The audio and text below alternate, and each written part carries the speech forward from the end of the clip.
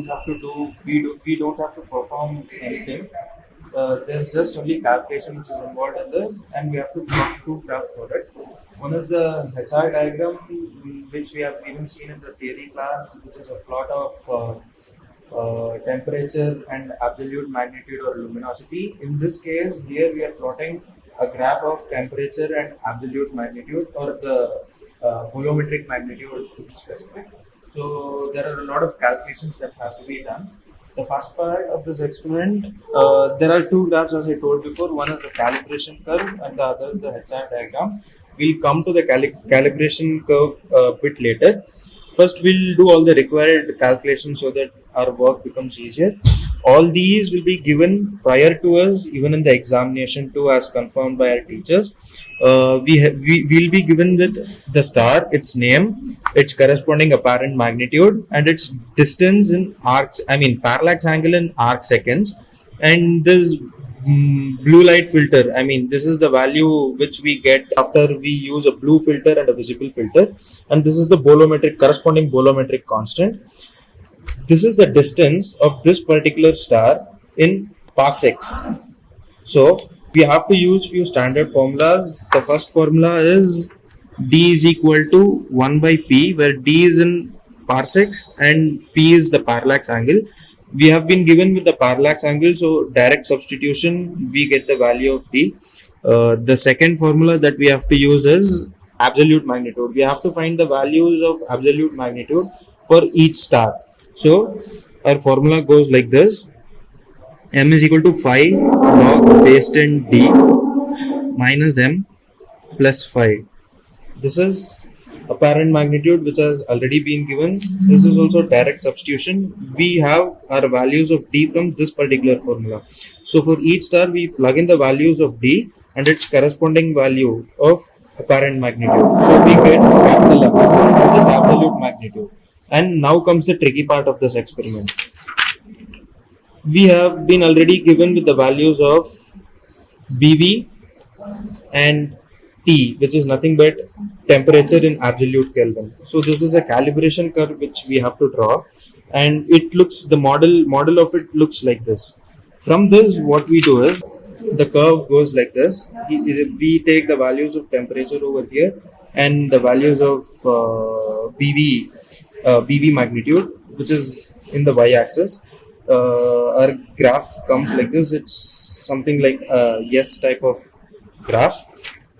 And using this graph, what we have to do is, we have to find out the values of temperature for corresponding BV values of these stars. So we know everything, we do not know temperature. We are finding just temperature from here using the values of BV, which has been given over here. So for example, for the first one, for series A, BV is 0, and I have to find out temperature from here. So since BV is 0, I see where 0 meets this line. Okay, it meets at 9800 to be precise. So I take down my temperature value as 9800. For series B, the value of BV is minus 3.5. Minus 0.35. So my 0.35 minus 0.35 is here. It meets the graph over here. I drop it down. I get my temperature to be around 22,800. So I note down my temperature. So we have got, doing this similarly for all the stars, we get the temperature for all the stars. Now is we have to plot HR diagram.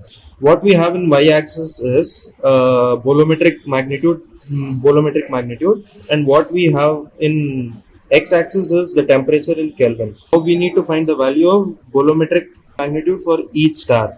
So the formula goes like this: m bol is equal to bolometric constant. Bolometric constant has been given here in the data. Everything is given. We just have to put in the values of BC and its corresponding absolute magnitude, capital M. By doing this, we get m bolometric, and we take it down in the table, and by seeing it, we plot HR diagram, which looks like this. So you just have to look for m bol and its corresponding value of temperature, and you have to plot.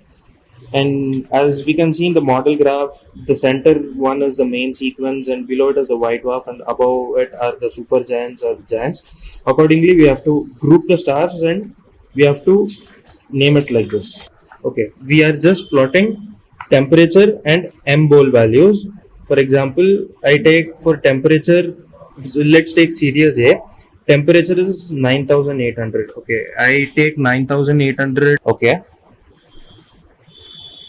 my 9800 comes around here, and the corresponding value of M bole is 0.69. So 0.69 comes over here.